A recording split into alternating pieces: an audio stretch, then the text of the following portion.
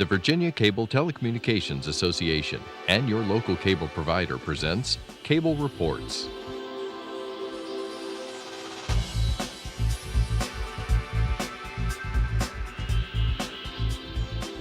Join us now as Cable Reports brings you up to date on current issues facing the Commonwealth through discussions with your local legislators and other policymakers from across Virginia. From the General Assembly and the City of Richmond, I'm Woody Evans for Cable Reports, brought to you by the Virginia Cable Telecommunications Association and Comcast, connecting Virginians to their government. We're pleased to connect you with Senator Amanda Chase this morning, representing the 11th Senatorial District. Welcome. Well, good morning, Woody. It's great to be here. Thanks for inviting me. Tell us something about your district. I know it encompasses Chesterfield, Petersburg, and the Tri-City areas? Actually, Petersburg is not in the district. It's most of Chesterfield, Colonial Heights, and Amelia. And it's very diverse. I mean, even within Chesterfield County, it's diverse. Obviously, we have 200,000 residents in the whole 11th district. In Chesterfield, you have the section of it which I consider more like Short Pump. And then you have areas which are very rural, actually. We have a lot of military families in our district, especially Colonial Heights and Amelia. Amelia tends to be more rural, so you know we're a great, diverse district. So you're a newcomer to the Virginia State Senate. What got you involved in politics?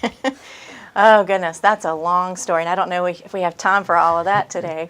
But I will tell you, I'm a mom of 4 teenage kids. I grew up in Chesterfield, graduated from Chesterfield County Public Schools, and, never really had any interest to run for Senate. This was not on my bucket list. It was, I think, out of frustration at the direction that our country was going. I was tired of it being run by career politicians that I felt were out of touch with what everyday families were going through. And, the decisions that our lawmakers make can help us as small business owners, or they can destroy us. And, I don't look at these as just constituents. I look at these folks as my friends, my families, teachers, that I want to look out for. And so I feel like it's a calling. It's a role of serving the people. And so I see this as my role to represent everyday, normal, average people, which I fully believe that I am. Well, one of the significant roles you've played this session so far relates to opening up to public view what goes on in the Senate. Talk to us about that transparency issue that you and Delegate Mark Levine have been pushing. Sure, absolutely. So the first 2 weeks that we got into the Senate, or I was in the Senate, I was at a breakfast and Delegate Mark Levine and I started speaking, and we are very diverse. We represent very opposing views on a lot of issues, but the one thing that we did agree on is the need for transparency. Now, I know before I got involved with politics that one of my frustrations was that as a mom of 4 kids, as a small business owner, very busy. I don't always have time to go to the General Assembly to lobby for issues that are important to me, and I just felt very disconnected from my government. They were passing all these laws and all these bills, and I felt like, how do I get involved? How do I make a difference? How do I let my voice be known and heard? And so every time that I make, this whole Transparency Caucus is about bringing the government to the people and making it more accessible to them so they can impact the government. And so one of the things, in addition to the Transparency Caucus, and let me just tell you a little bit of what Mark and I have agreed to do, and that is we are videoing all of our committee meetings in subcommittee or committee. And these are our bills which we patron on behalf of our constituents. Right. So a lot of times most of the time that's where the work is done. And unfortunately, the people only see the formalities of the Senate, and sometimes we have debates on the Senate, but most of the hard work is done in committee and subcommittee, and those are not videoed. And there's a lot of differences between the House and the Senate, and we won't get into that. But my desire was to create an atmosphere of transparency where we are allowing, and my ultimate goal would be to have all of these videos archived so that the everyday average citizen could, at the end of a hard day at work, look at a bill that they're interested in and see what happened, follow the dialogue, what happened with that particular bill, so that they understand the vote. I mean, a lot of times we look at a vote and we think, what in the world happened? Why did that person abstain? Why did that person say yes and no?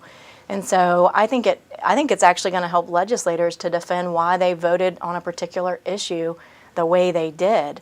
Also, as a part of transparency, I'm very much on Facebook, and in fact, I would encourage anybody that wants to have a three-dimensional kind of relationship of what's going on in the Senate. I'm every day, multiple times a day. Anytime some significant event happens, I'm on Facebook talking to my constituents. If I have a big important vote coming up where I'm kind of undecided, fireworks was a big issue. School choice has been a big issue. We had a proffer issue. A number of the big key topics which I wanted to hear from my constituents on. And so it is wonderful. I've had hundreds of comments when I went to the people and asked them on Facebook, how do you feel about this particular subject? And hundreds of comments, so that I went to the floor, or I was sitting on the dais in a committee meeting, I could speak on behalf of the people and say, this is the way I feel.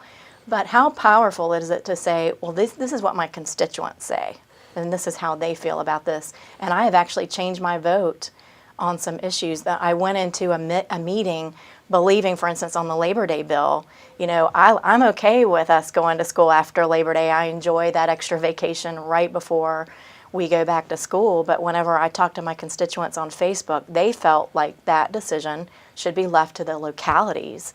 And then, so we made a compromise, and we said, we should let the localities make the decision, but encourage the school board to go with Labor Day as the starting point for school. So it's been a fascinating process, but transparency is key for me.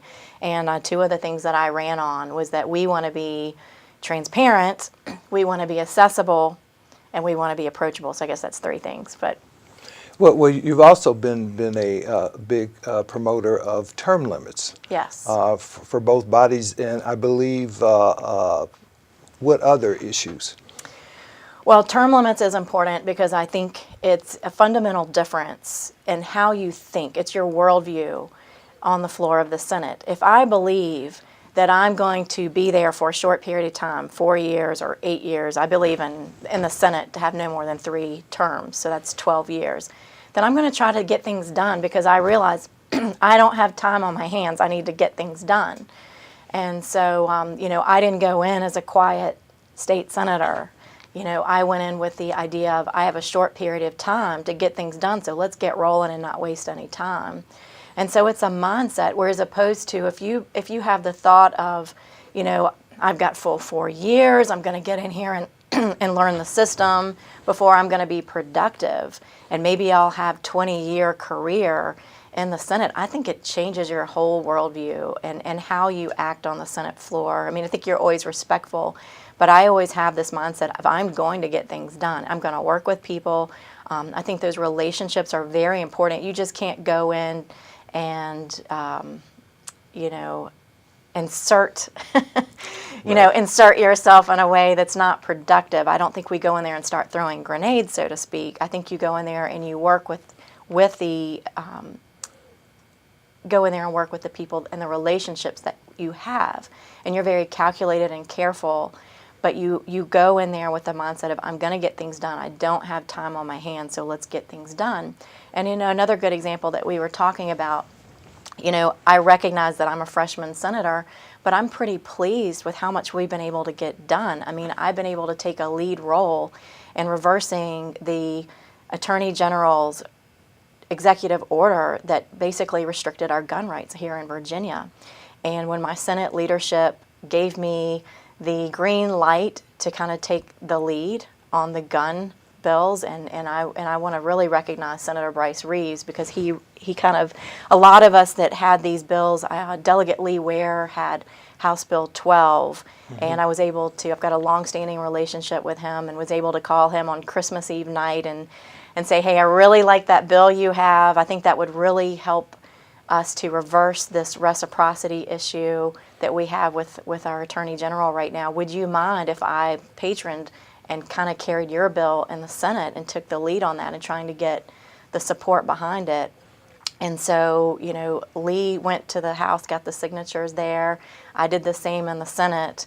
And then we had, I think there were a lot of people that were talking to their legislators about their concerns about the restriction of our gun rights. And so you had multiple legislators who had a heart for the people and making sure that we as Virginians don't restrict gun rights in Virginia. And so we were very collaborative. We worked together, the House, the Senate, Republicans and Democrats, and rolled all those bills into one. There was a lot of, you know, compromise. There was a lot of, I think you always stand your ground on principles, but at the end of the day, if you want to get things done, you've got to talk through things. And so I appreciate the powers that, I appreciate Senator Bryce Reeves for, you know, championing that. And you know, we've all talked to the governor. I talked to the governor. Bryce Reeves did a lot of the legwork on that. And so sometimes as a legislator, you have to learn when to step back and then let someone else take over, which we did with Bryce because he was doing a great job.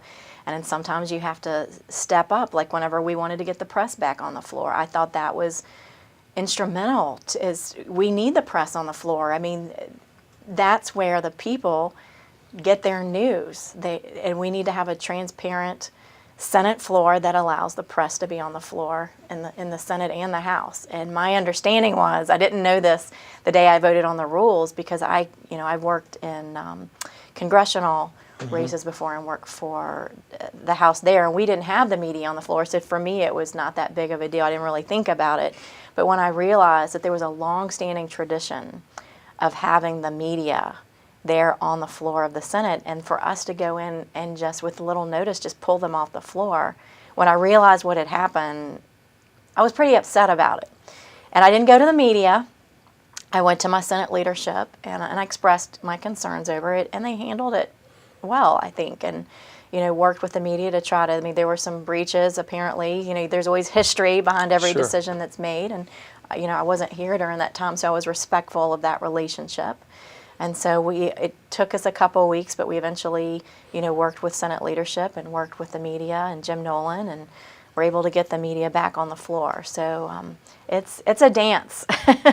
It's a dance, truly, to have those relationships and know when to step forward and when to, kind of sit back and. I have a lot to learn.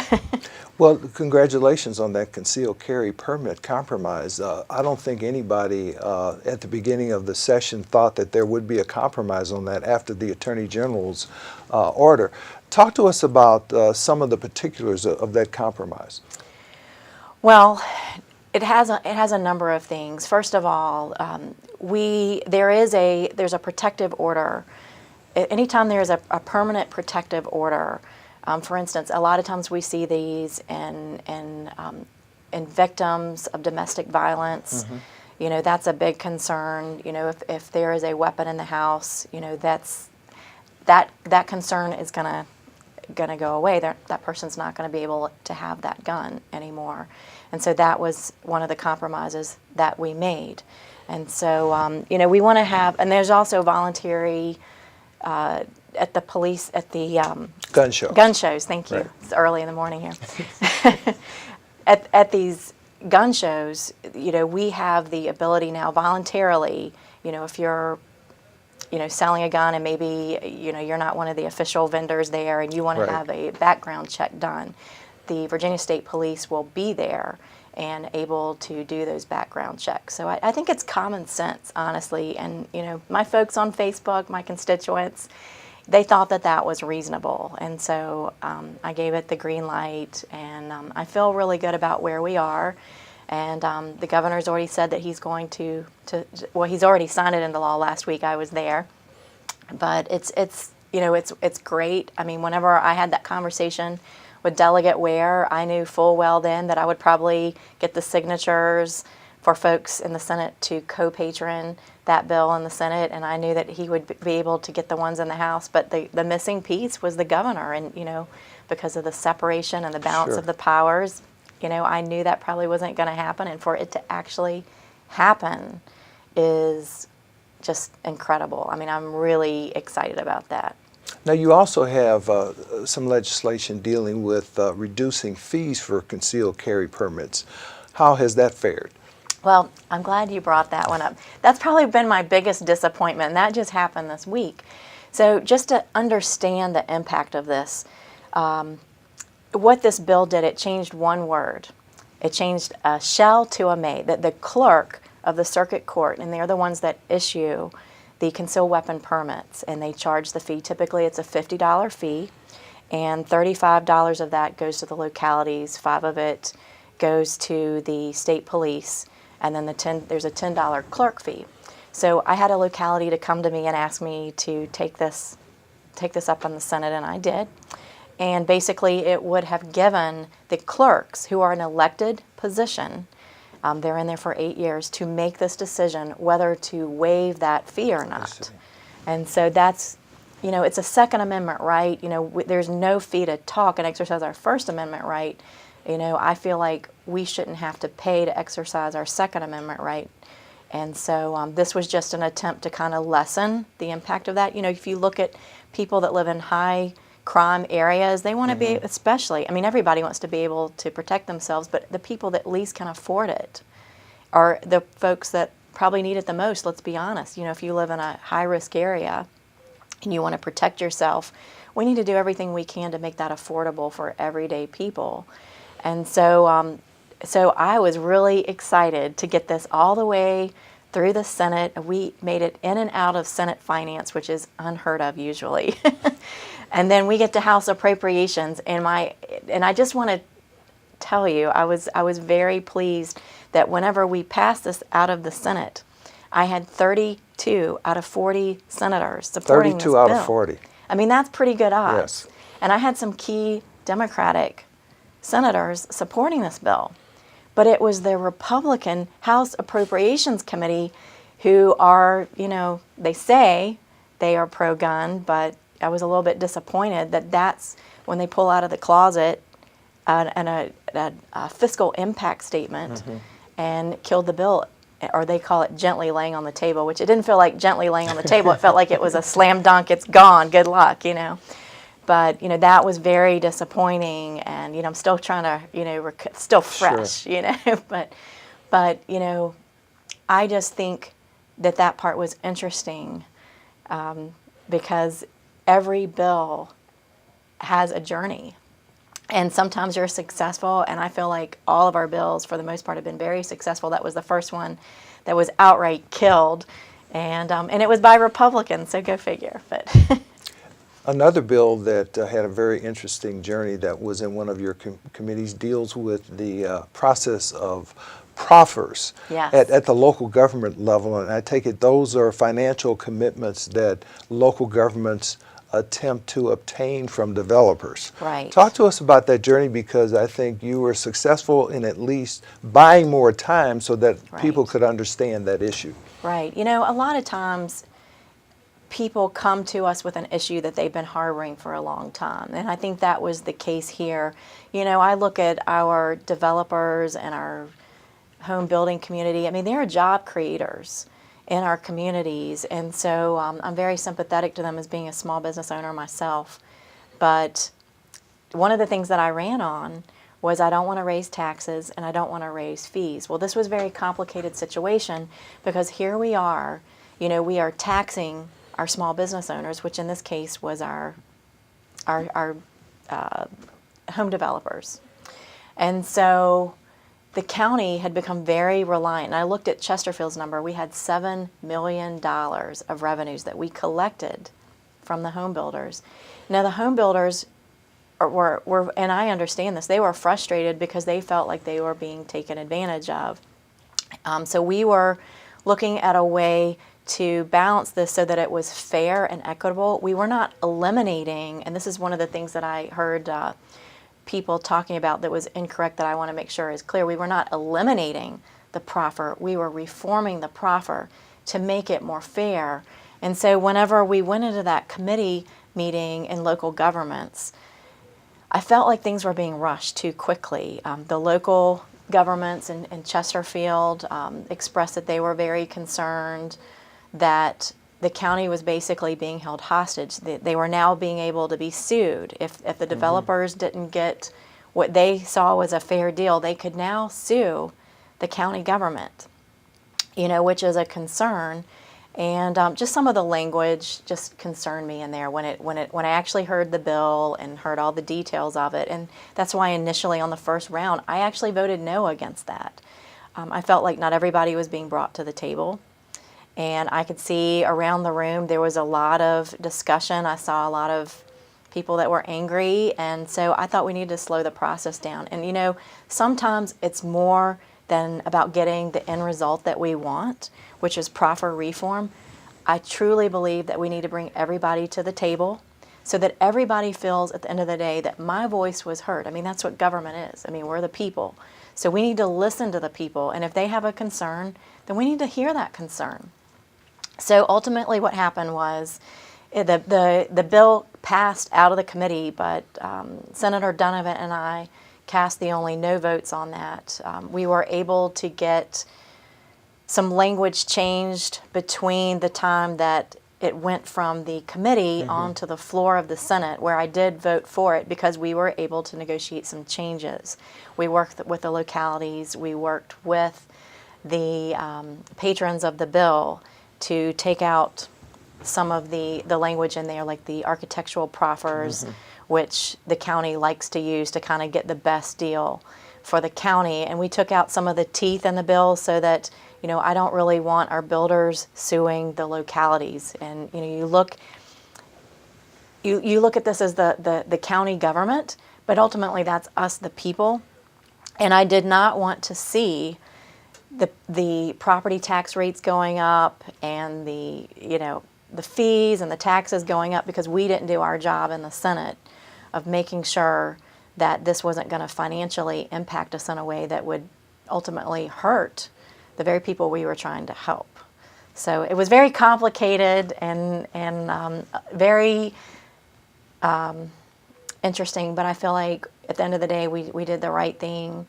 And if it doesn't work out, then we'll come back next year and take it up again. Great. You mentioned the Labor Day issue. Some people call it the King's Dominion bill. Yes. There's also a Tebow bill, and I think there was an attempt to amend the Constitution to allow the state to make a determination about charter schools in Virginia. Talk to us about those issues. Well, the Tebow bill is very close and dear to my heart. Right. As a former homeschool mom and a person of faith, we are not allowing kids to participate in sports. The parents are paying the taxes. And so we need to look at access for all children. I think this is discriminatory. We progressed over the years of being so tolerant and, inclusive and, giving choice to people. It's all about choice. And I really feel like that we need to put politics aside and put our kids first. The parents are making these decisions for their kids. I look at my kids, for instance, and we homeschooled for 9 years. My kids didn't have a choice. I'm their parent. But, we don't live in an isolated bubble. My kids played with everyone. They're very social kids. They played football with all the kids in the neighborhood, and they wanted to play football with their friends, in the locality, in the public school. But that was not an option for my kids. So ultimately, when your kids are homeschooled against, they're discriminated against, and I think that's wrong. And I think we need to stop doing that, and I think we need to stop looking at this as a public school versus private school versus homeschool. We need to instead look at the children and say, what is best for that kid? How are they best going to thrive? I mean, it's great that we have great public schools, and I think we need to make them the best that we possibly can. That's where my kids are now. My kids have been in public school for the past 5 years. Love it. Absolutely love our public schools, and we'll do everything to support it. But we also need to recognize that that is not always the best solution for every kid. And so we need to provide alternatives We need to help with the charter schools where you have kids who are in economically deprived areas where the public schools are not what they should be and where they are in other areas. I look at Petersburg, for instance. I could be selfish and say, well, Chesterfield's fine. Why should I care about another district? Well, I care about all kids, not just my kids in my neighborhood. And so we need to, as parents, we need to look at these other areas where maybe they don't have public schools that are as good as ours, and we need to help those kids too and give them options. So I think charter schools provides help in those areas, but the TEBO bill also provides kids who are homeschooled to also participate in public school sports. I mean, they're already paying the taxes. Their kids are already interacting in the neighborhoods with them. And there's a misnomer. I mean, if your kids are homeschooled, they still have criteria and expectations and a certain number of hours that they have to get, just like in the public school. So I think there's a learning curve with these organizations that create rules that discriminate against kids. We need to change our rules when they discriminate against kids. We've got about a couple of minutes left. You mentioned the number of veterans in your senatorial district. Talk to us about the importance of veterans and especially the Triple V program, Virginia Values Veterans.